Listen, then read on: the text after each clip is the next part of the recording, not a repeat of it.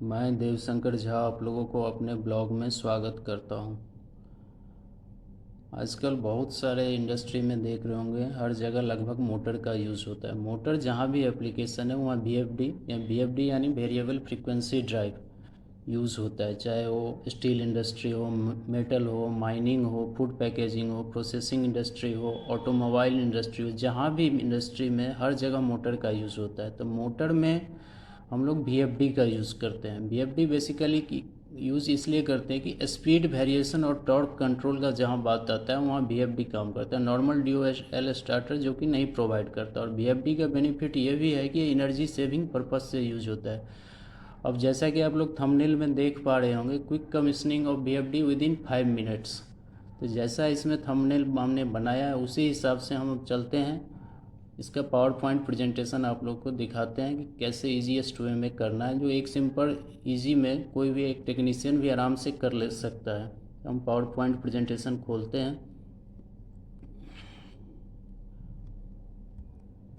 एक मिनट, इसको स्किप करते हैं, पहला स्लाइड से चलते हैं।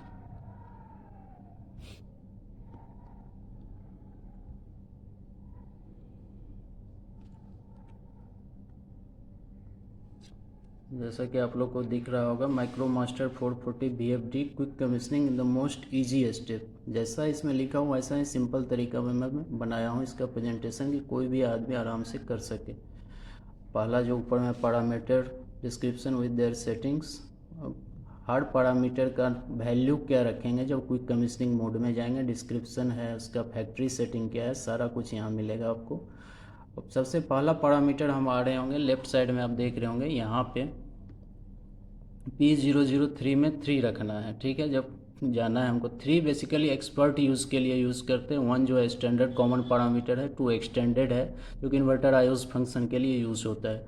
तो P003 में 3 रखना है, एक्सपर्ट यूज़ में जाना है हमको पैरामीटर। और पैरामीटर में ऐसे जाना है, P बटन प्रेस करना है ड्राइव के BOP पे, बेसिक ऑपरेटिंग पैनल पे, और अप एरो से स्क्रॉल करते हुए पैरामीटर नंबर 3 में जाना है।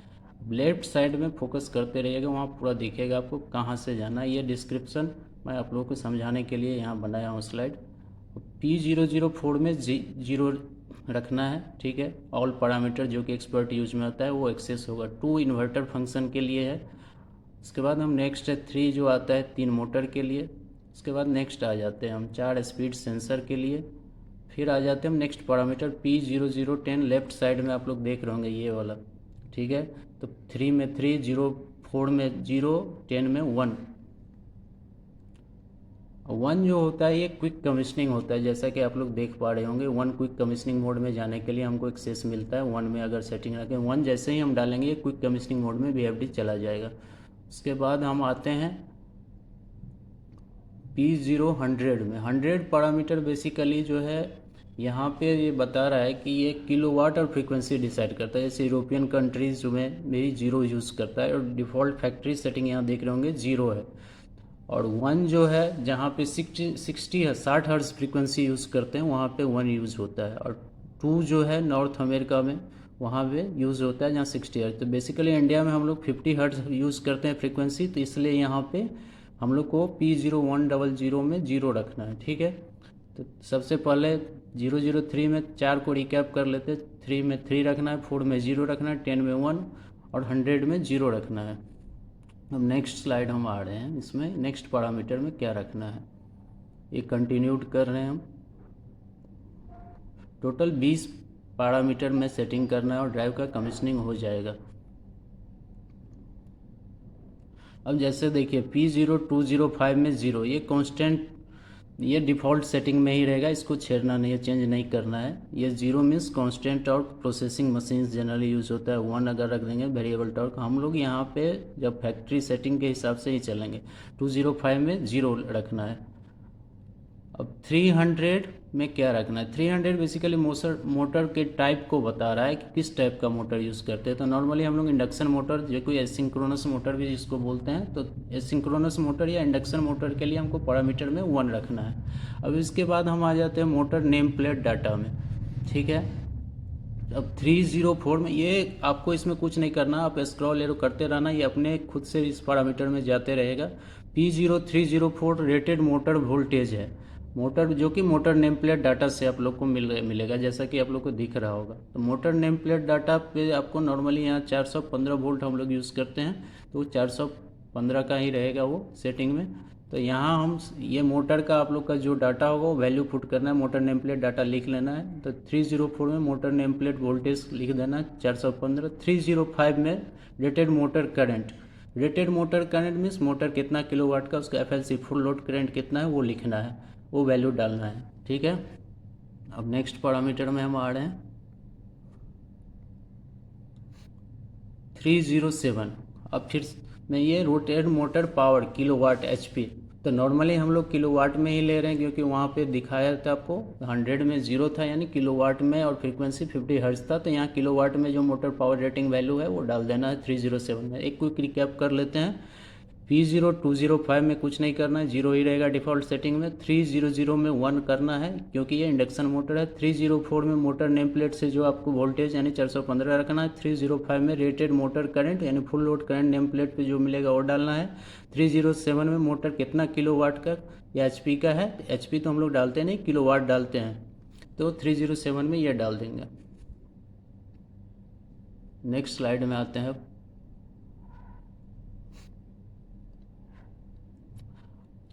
जैसा कि आप लोग देख रहे होंगे 308 जो है motor power factor cos5, cos5 means motor का पावर फैक्टर है जो कि मोटर नेम प्लेट डाटा से आप लोग को मिलेगा। 309 motor rated efficiency, right side में आप लोग देख रहे होंगे नो एंट्री रिक्वायर्ड, P0100 = 0, क्योंकि यहाँ पे 100 में हम लोग ऑलरेडी 0 रख दिया तो इसमें कुछ डालना नहीं है, ये डिफ़ॉल्ट में ही रहेगा जो फैक्ट्री सेटिंग है। उसके बाद नेक्स्ट चलते हैं हम लोग P0310 rated motor frequency from motor name plate data. तो 50 हर्ट्ज नॉर्मली इंडिया में चलता है, तो वहाँ 50 कर देना है 310 में। अब इसमें आते हैं 311 में rated motor RPM speed, speed मतलब जो हो गया मोटर के नेम प्लेट पर जितना RPM आपको मिलेगा तो वो डाल देना है वैल्यू 1410, 1415 जो भी डाटा है वो डालना है यहाँ पे।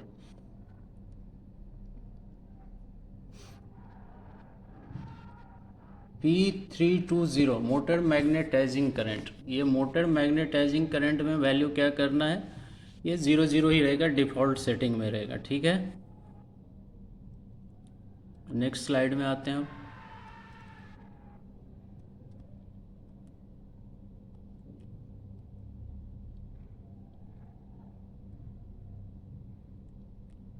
अब देख रहे होंगे जैसे मोटर कूलिंग है 335 पैरामीटर 335। मोटर कूलिंग मीन्स क्या हो गया इसका, एक होता है सेल्फ कूल्ड, एक फोर्स कूल्ड, मैंने एक्सटर्नल कूलिंग कर रहे हैं। तो नॉर्मली जिस मोटर में शाफ्ट के साथ फैन लगा रहता है वो सेल्फ कूल्ड मोटर होता है। तो यहाँ पे वैल्यू को 0 रखना, सेल्फ कूल्ड मोटर में सेटिंग में 0 ही रखना, नॉर्मली 0 ही रहता है डिफ़ॉल्ट सेटिंग, इसको चेंज नहीं करना है।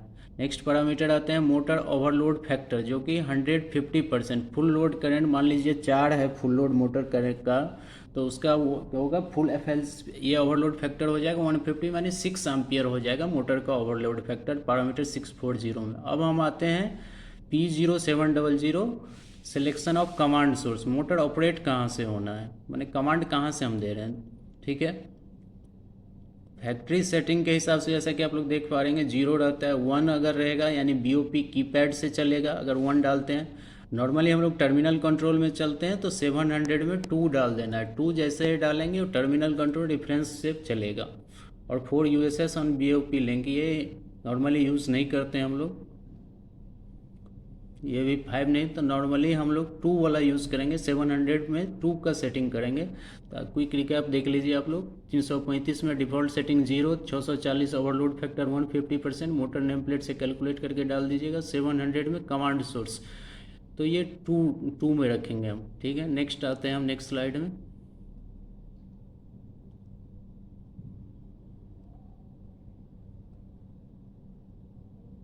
अब देखिए यहाँ पे क्या है, selection of frequency set point.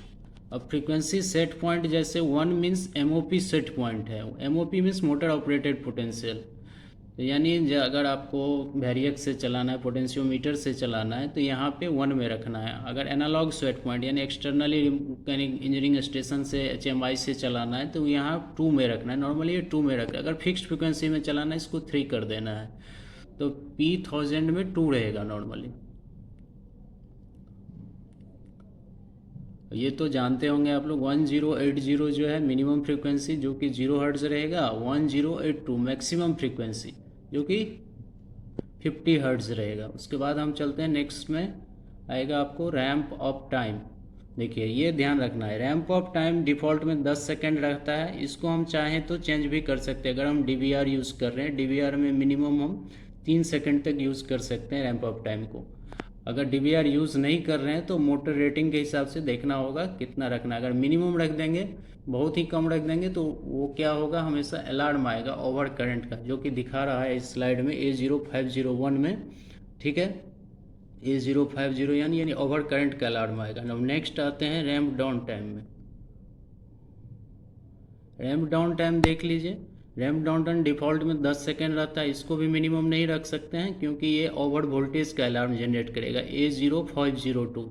तो अपना DVR का देख लीजिएगा, लाइन में है तो 3 सेकेंड तक ऐप चला सकते हैं, कोई इशू नहीं है। नेक्स्ट स्लाइड में आते हैं हम।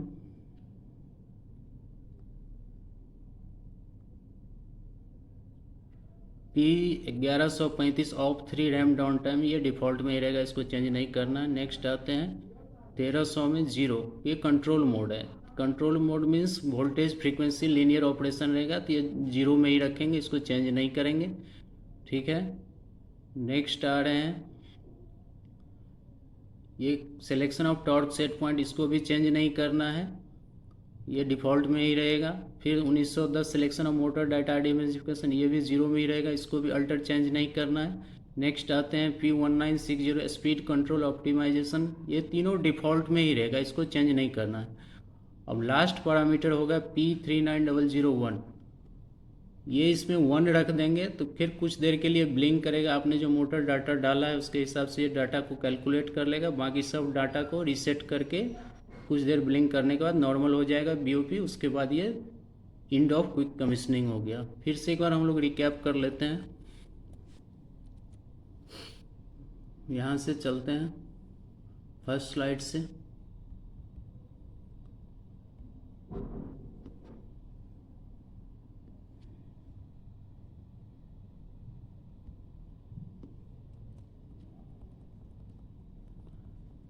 फर्स्ट स्लाइड से हम चल रहे हैं, यहाँ पे देख रहे होंगे जैसा आप लोग देखिए,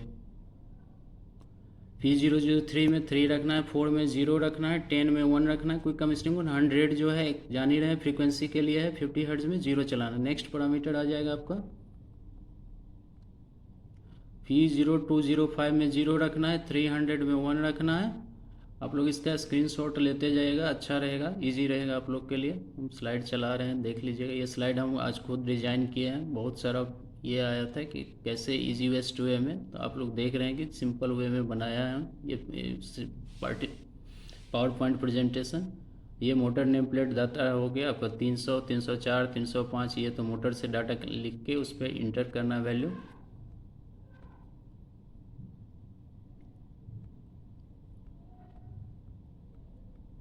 ये क्विक रिकैप हो गया, ये सारा मोटर नेम प्लेट डाटा है आपको 308, 9, 10, 11, 320 में कुछ नहीं करना है। मुश्किल से 15 पैरामीटर में वैल्यू डालना है, जैसा कि हमने ये में बनाया था थंबनेल में, सिंपल और इजी वे में। आप लोग सारा ये का एक एक स्क्रीनशॉट ले लीजिएगा वीडियो से, आप लोग को ईजी होगा क्विक कमीशनिंग करने में।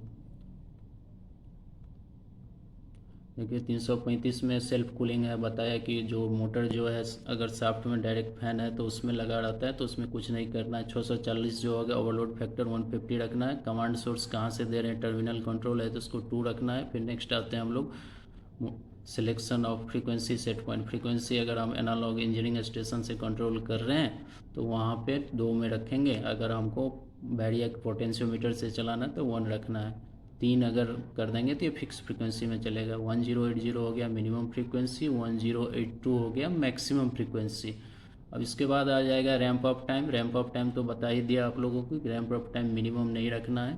अगर DVR है तो 3 सेकंड तक चला सकते हैं, DVR नहीं है तो मोटर रेटिंग के हिसाब से आपको देखना होगा मिनिमम कितना पे एडजस्ट हो रहा है। मिनिमम रख देंगे रैंप अप तो ओवर करंट आएगा, रैंप डाउन मिनिमम रखेंगे तो ओवर वोल्टेज आएगा, अलार्म ब्लिंक करेगा A0502। अब नेक्स्ट आ जाते हैं हम लास्ट स्लाइड में।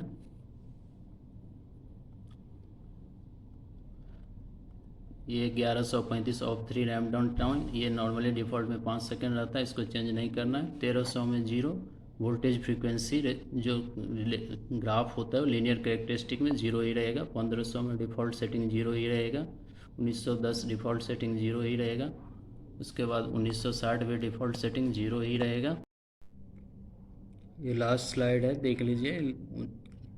इसमें 1135 ऑफ 3 रैम्प डाउन टाइम, 1300 0, 1500 0, 1910 में 0, 1960 में 0, 3900 में 1 कर देंगे। तो एक जैसे ही करेंगे तो कुछ देर के लिए ब्लिंक करेगा, फिर नॉर्मल आ जाएगा बीओपी, बेसिक ऑपरेटिंग पैनल, यानी क्विक कमीशनिंग कंप्लीट हो गया। आप ट्रायल ले सकते हैं, ठीक है।